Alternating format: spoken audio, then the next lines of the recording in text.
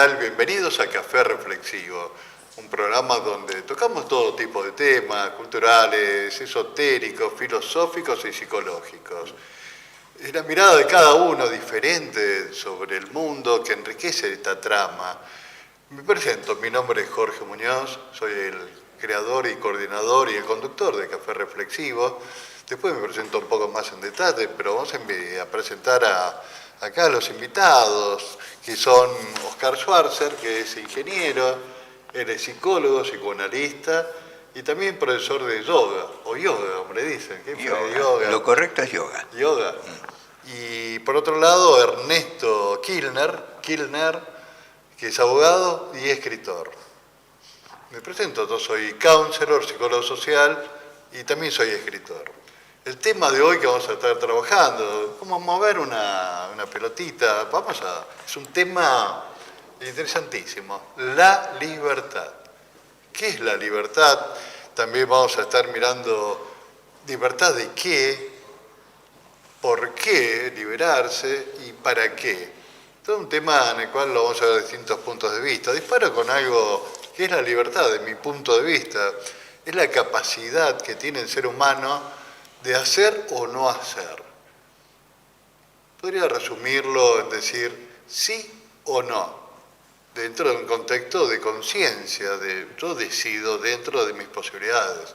Obviamente no hay una libertad ilimitada, la libertad inclusive es creada por el ser humano, por los animales o todo lo que hay en el cosmos o en el universo.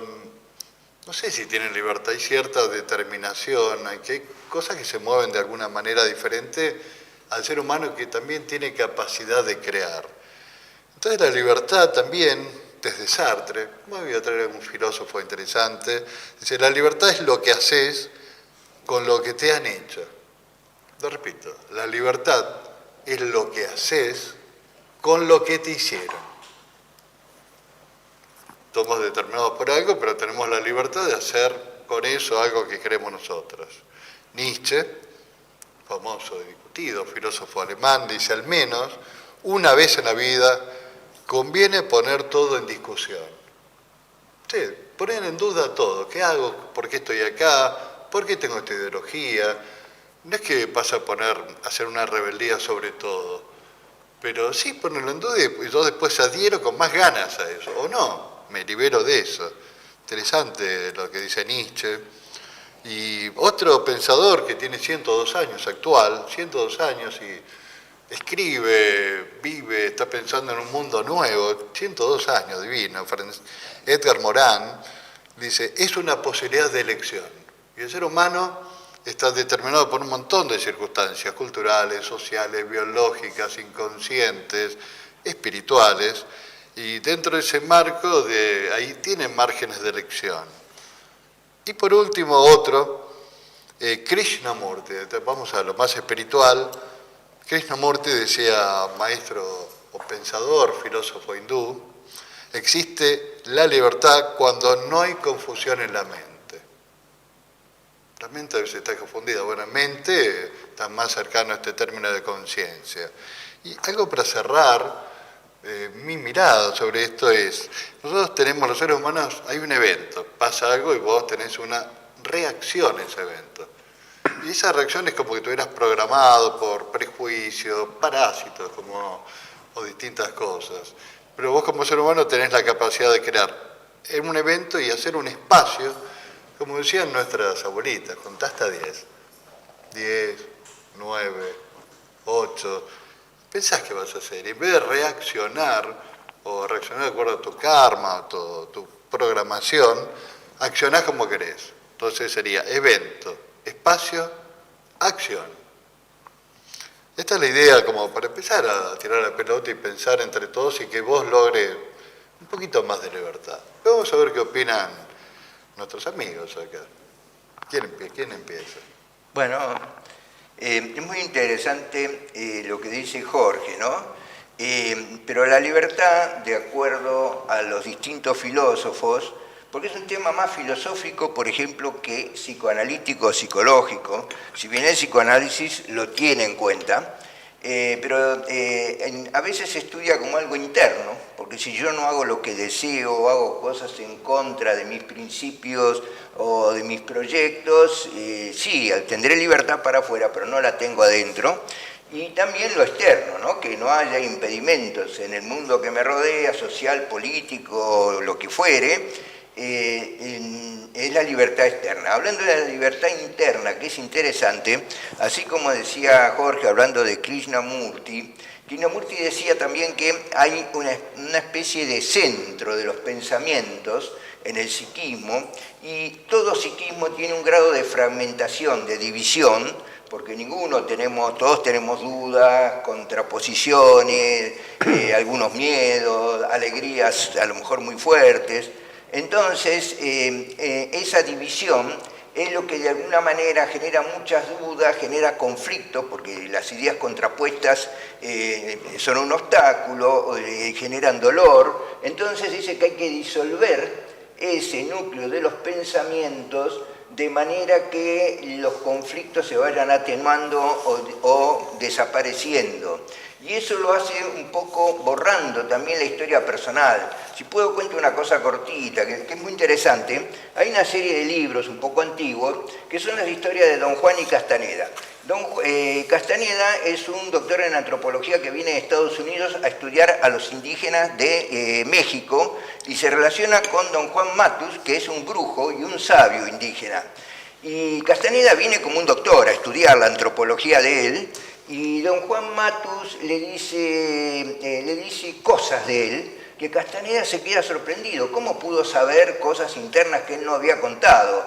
Entonces se da vuelta la cosa y Don Juan Matus, que es el indígena sabio, pasa a ser el maestro y Castaneda pasa a ser el discípulo.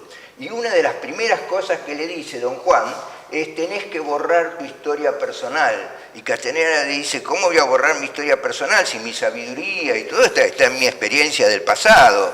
Entonces dice: no. La experiencia personal, recordala como algo que reafirma tu identidad, algo que te da de alguna manera sabiduría, porque de mi pasado aprendí, pero desconectalo de la parte emocional, porque si algo triste lo recordás y lo volvés a recordar, el sufrimiento se te va a repetir siempre. Liberate de eso y vas a obtener mayor libertad interior. Y bueno, cómo disolver, borrar, cómo soltar el ego también. También. Sí, Deleuze decía desindividualizarse, sacar al individuo que uno ya tiene cristalizado adentro de uno y tratar de ser otro. Yo, el otro, dice él. Pero ese es un filósofo francés. Es un filósofo francés que ha elaborado estos temas desde otra perspectiva. No se puede borrar toda la personalidad, porque inclusive cuando uno va a borrar la personalidad ya está siendo personal en borrar la personalidad. De alguna manera mantiene ciertas pautas de aproximación a lo real que no pueden ser borradas del todo. Yo creo que la introducción que ha hecho Jorge y también lo que ha mencionado Carlos son muy productivos. Básicamente a mí me interesaba deslindar lo que son las distintas variantes de lo que se entiende por libertad para eliminar confusiones. La libertad de que hablamos no es la libertad civil de circular, de aprender, de comerciar, de entrar y salir del país. No es eso. La libertad de que hablamos tampoco es la libertad política, que es el derecho del ciudadano a participar en las elecciones comunes que hacen al gobierno de la cosa pública. La libertad en el sentido que hablamos tampoco es el libre albedrío, en el sentido de que nos podamos emancipar completamente de lo que somos. Nunca nos vamos a poder emancipar ni completa ni incompletamente de lo que somos. Sí vamos a poder cambiar, pero el cambio es de alguna manera algo que está en lo que somos, desde la perspectiva del libre albedrío. Yo diría que entonces, bueno, tampoco la libertad es aquella que se refiere Sartre en el existencialismo, es un humanismo, cuando plantea el caso de un muchacho que tiene que ir a la guerra, que tiene la madre enferma, que si se va a la guerra abandona a la madre, y si se queda cuidando a la madre no puede cumplir con sus obligaciones en la guerra. Y Sartre, ¿qué dice ahí? Tenés que hacer lo que vos creés que tenés que hacer, sos libre de elegir. Como decía Ortega, estamos condenados a ser libres. También lo diría Sartre, pero Ortega lo dijo primero. Ahora, esa condena a la libertad trae una enorme paradoja, que es que en la medida que más libres nos sintamos en el sentido de poder imponer nuestra voluntad por esa fuerza interior que nos impulsa a combatir los obstáculos de la vida, a mejorar nuestras condiciones, a superar los hobbies a que nos vemos enfrentados, esa libertad paradójicamente afirma nuestra personalidad. Y Ortega y Gasset mismo dice, llega a ser el que eres. Con el ejercicio de la libertad llega a ser el que eres. Cuando nosotros hablamos que estamos sometidos a influencias, a temores, a preconceptos que nos desvían del camino más productivo, en definitiva no estamos diciendo necesariamente que tengamos que desplazar toda determinación porque es imposible, sino aquellas determinaciones que nuestro saber, leal saber y entender nos están desviando y que nos impiden ser lo que somos y que de alguna manera ya somos antes de tomar la decisión, porque si no, no tomaríamos la decisión de cambiar. La persona que va al psicoanalista y no quiere cambiar y no está dispuesta a ver, no ve, por más que vaya así el psicoanalista, por más que vaya un brujo, el que no está dispuesto a ver, no ve. La disposición interna de saberse que uno no es el centro del universo y que el universo es más vasto que la pura individualidad de esa subjetividad itinerante, es justamente lo que nos puede hacer libres, y hacernos libres nos hace más personales. Ahí viene la pregunta, yo me quiero liberar de algo. ¿De qué me quiero liberar? ¿Y por qué me quiero liberar? Dos preguntas importantes. Porque no, bueno, me quiero liberar de esto, después que me libero vuelvo a someterme de nuevo con otra cosa. Que es lo que sucede con la experiencia humana. Muchos pueblos, Bolívar comentaba esto, el gran liberador de América, él liberaba y volvía con el tiempo y los pueblos volvían a estar sometidos por otros. Entonces, como hay algo que mucha gente, el mismo Osho comenta, que hay gente que le gusta ser esclavos. Entonces, ¿cómo trabajar para dejar de ser esclavo? Entonces, ahí está el hecho de superar, ampliar la conciencia para observar y antes de decir, bueno, me libero de este vínculo. Una persona en la cual tengo un mal matrimonio, me libero de una mujer porque le pega y vuelvo a encontrar otra persona que también la somete y le pega. Entonces, ¿por qué me quiero liberar de algo? Después. Sí, sería interesante, ¿no? Bueno, yo recién había comentado que existe una libertad interna y una externa. Por ejemplo, cuando Jorge habla de liberarse, tal vez es lograr en principio un estado interno que nos permita ser dueño de las situaciones y no víctima de las circunstancias. Es decir, dejar de ser víctima de las circunstancias para ser más dueño, un poco más dueño de las situaciones. La cuestión es que toda libertad tiene un precio, que es aceptar limitaciones o vínculos que de alguna manera no nos dejan un total libre albedrío. Hay ejemplos muy simples, qué sé yo, en la sociedad, si no respeto el semáforo peatonal y cruzo, los autos van a chocar o me van a pisar a mí, entonces yo tengo que abstenerme de no poder cruzar para que funcionen los autos, funcione yo. Si tengo, por ejemplo, una pareja, voy a tener que dejar de hacer mi vida libre soltero y dedicarme a mi pareja si es que la quiero sostener. Pero es una elección voluntaria, eso es lo importante. La cuestión es que cuando elijo situaciones, entonces de alguna manera voy perdiendo amplitud en el campo, porque estoy en pareja, por ejemplo, el mismo ejemplo, no me puedo ir a donde quiero, con unos amigos, a Mar del Plata, un mes, puedo, pero no es lo adecuado. Entonces cambio superficialidad y amplitud por profundización. Y cuando logro la profundización que me da satisfacción, ahí empiezo a experimentar la libertad interior. Ese es uno de los objetivos que seguimos. Otra, para ir agregando, lo comentó Oscar, la idea de pareja, vínculo. Todo vínculo siempre, obviamente, con otra persona, no hay una libertad total. Entonces el vínculo, por ejemplo, de pareja, por un lado, la pareja, el vínculo, y por otro lado la libertad.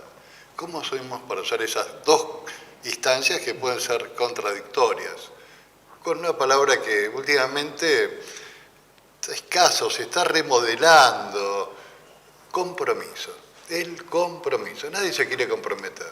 Ahora, si no hay compromiso, el compromiso, visto desde mi punto de vista, y Osho también lo comenta, pero que ven, tomamos distintos pensadores.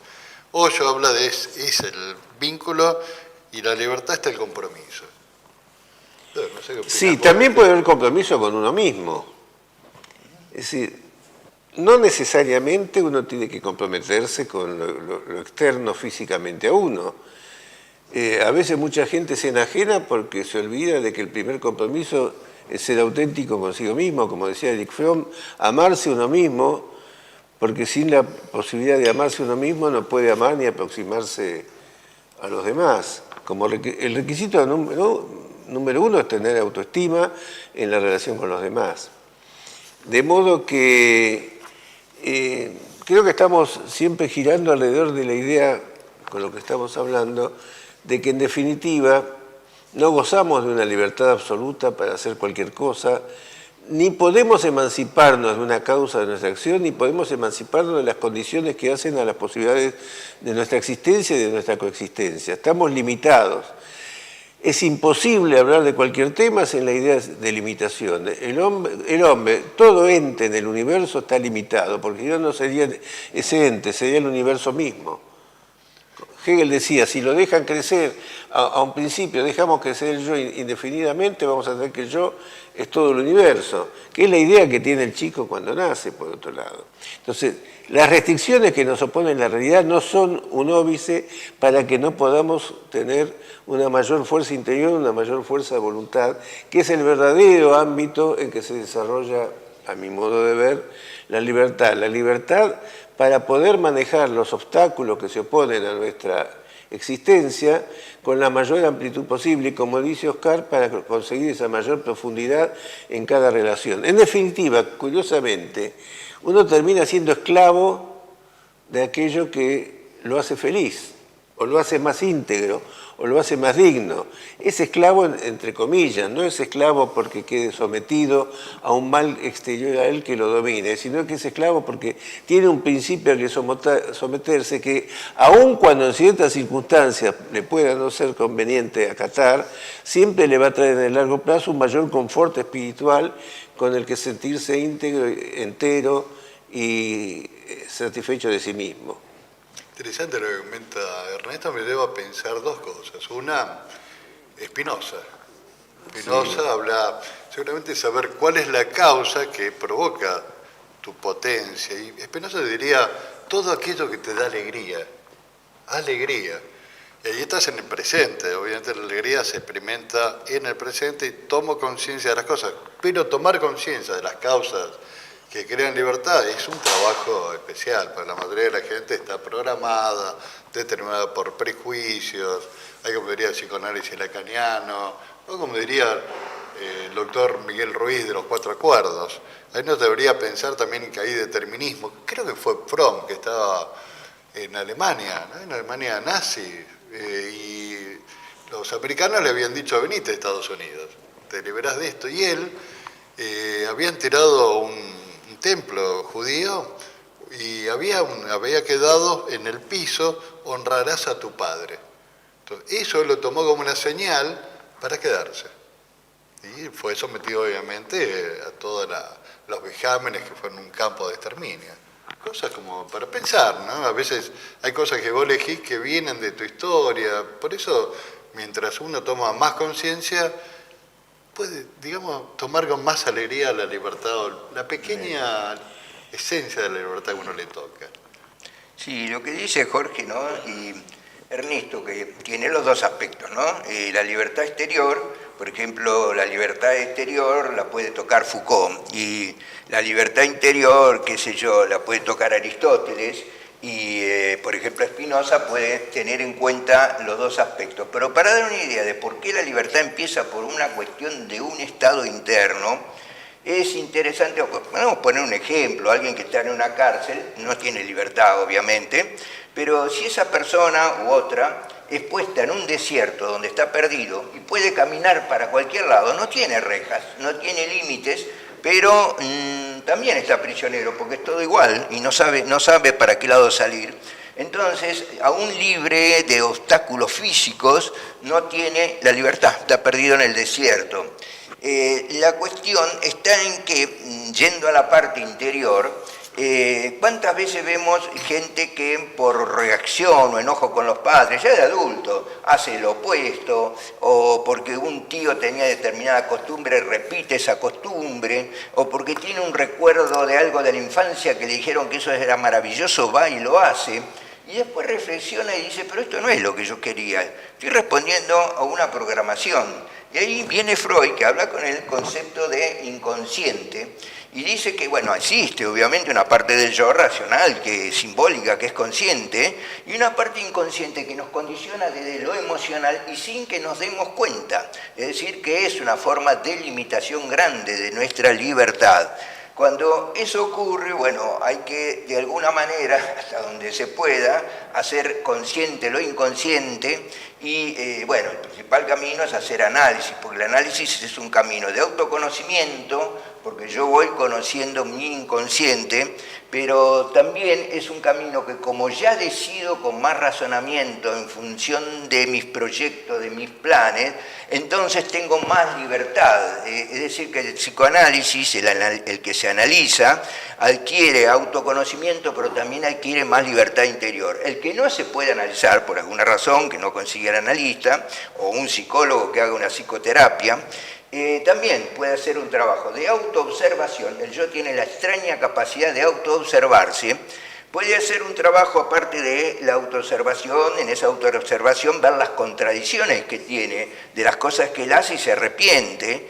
Luego un trabajo de crítica de cómo analizó esa conducta suya, y a su vez esa crítica requiere una autocrítica. Esto parece un juego de palabras, una autocrítica de la crítica, porque es de ahí donde salen los nuevos planes, las nuevas ideas, las nuevas ocurrencias. En la vida tiene que haber cambio y búsqueda a través del encuentro de cosas que nos dan plenitud. Entonces, de esa manera, liberándonos, ya sea con el análisis o con un trabajo personal, también puede ser meditación o contemplación interior, se puede transformar esa preocupación de no hacer lo que queremos, o teníamos la oportunidad de algo que queríamos y digo, ¿cómo la dejé pasar? Si yo estaba esperando eso, se me dio la oportunidad y la dejé pasar. Entonces, en ese sentido, cuando yo voy haciendo eso, hay una especie de sensación de alegría, de autoconformismo, de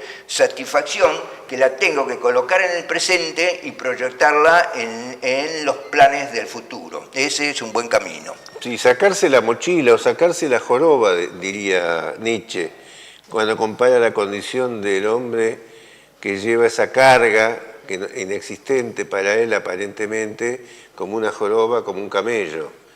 Pero en definitiva lo que estamos hablando, me parece, cuando hablamos de libertad, es la otra faz de la, como de alguna manera adelantamos, de la personalidad, de la subjetividad y sobre todo de la autenticidad.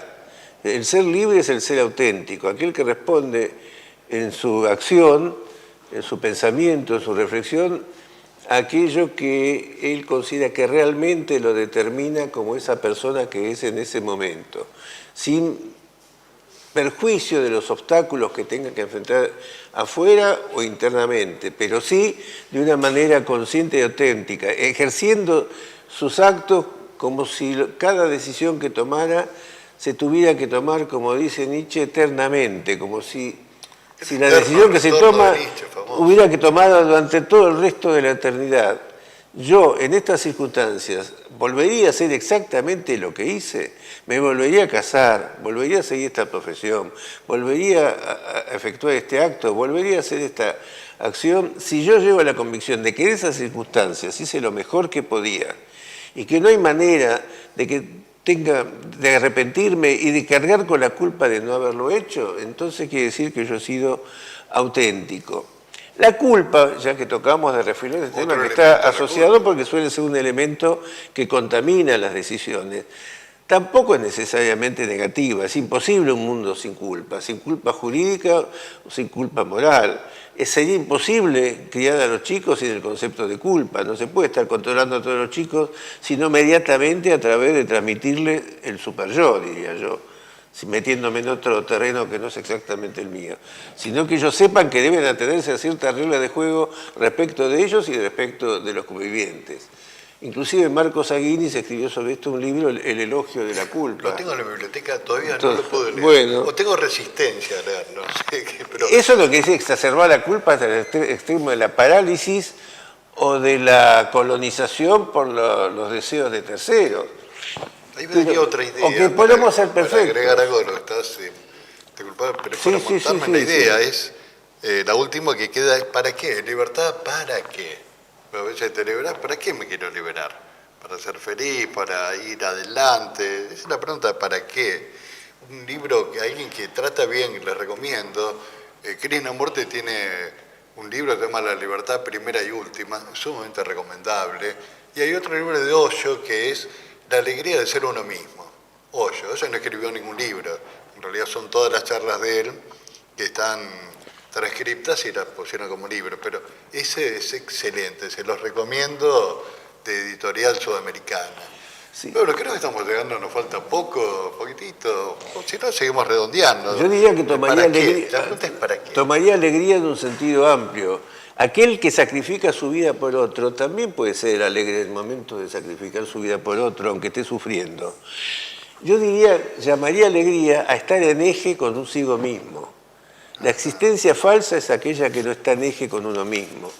Cuando uno desarrolla actividades, emprende acciones que no tienen que ver con lo que efectivamente siente como que es lo mejor que debería hacerse en ese momento. Estar en eje con uno mismo es el sumum de la felicidad, pero no una felicidad en el sentido ni de riqueza, ni de placeres, ni de goces sensuales, sino en el sentido de estar en eje consigo mismo, aun cuando eso implique sacrificar riquezas, placeres y goces sensuales. Claro, yo Como creo que... comentó él, el eje, porque hay una idea que es un equilibrio en un solo factor. En realidad, para mí, desde el punto de vista del taoísmo, también me especializo en estudiar el I Ching y el Tao, hay multiplicidad de ejes. Entonces, son múltiples equilibrios. Hay un equilibrio y hay otros. Ahí es donde viene esta idea que no sos un solo eje, es una multiplicidad de cosas. Y eso te puede ayudar. Yo creo que sí, que está esa multiplicidad, innumerables variables internas y externas, ¿no? Y es como decía Ernesto también, que esa alegría, producto de la felicidad, es auténtica alegría cuando tengo la satisfacción de avanzar en los planes o los proyectos que yo realicé. Entonces, cuando puedo avanzar hacia ese lugar y compruebo que voy creciendo en ese camino, ahí puedo saber más o menos que estoy en un estado de libertad más o menos aceptable. Porque el problema es que todos estamos condicionados por nuestro pasado y también estamos condicionados por nuestro futuro, la preocupación del futuro, qué vamos a hacer, los miedos de lo que pueda llegar a pasar. El pasado nos da la experiencia, nos da la enseñanza y es el lugar donde se aprenden las causas de las cosas. Yo, analizando mi pasado, puedo decir, claro, esto me pasó porque me equivoqué en esto y en esto. Esa es la causa. Cuando miro hacia el futuro y proyecto planes hacia el futuro, ahí veo el sentido, el para qué lo hago, como preguntaba Jorge, cuáles son realmente los proyectos que se identifican con mi verdadera esencia, descubrir nuevas originalidades que yo no las había visto y que ahora las encuentro y me siento pleno. Ese es el sentido del futuro.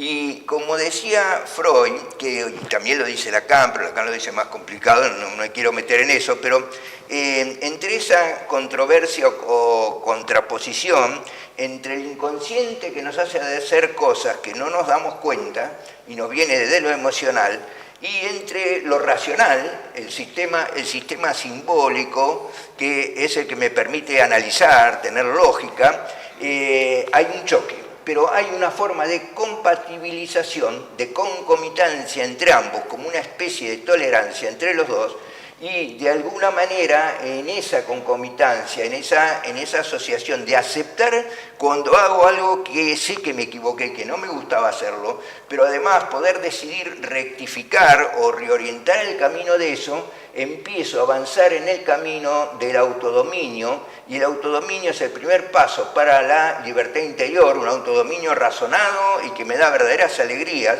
es traer las ilusiones del pasado. Hay una cuestión que es la búsqueda del objeto perdido. El objeto perdido es un gran bien, no es un objeto material, es un gran bienestar que tuve de niño en el pasado, al cual quiero volver, pero es ilusorio, ese objeto perdido está fantaseado, nunca existió. Y después... El tema ese, el objeto es para otra charla. Sí, es complementario, es complementario, pero lo cierro un poquito así, fíjate. Sí. Desde el objeto perdido, que es una alegría que me viene del pasado, tengo que reestructurarla en el presente y proyectarla hacia el futuro para que tenga entusiasmo e impulso de avanzar en el futuro hacia donde yo quiero ir. Entonces, cuando veo que en el futuro avanzo de acuerdo a lo planificado, puedo tener una confirmación que mi libertad se está conquistando bastante. Excelente. Bueno, este es uno de los temas de Café Reflexivo. Este programa tiene el nombre de los grupos de reflexión y encuentro que hay en Buenos Aires. Hay un grupo en Palermo, un grupo en Almagro, lo tienen abajo en la página www.cafereflexivo.com.ar. Mi WhatsApp, si se quieren comunicar tanto con Oscar, se quieren comunicar con Ernesto o conmigo, escriben o llaman o se conectan con mi WhatsApp. Este es el Café Reflexivo. Bueno, gracias por existir. Lo mejor para todos. Chau, chau.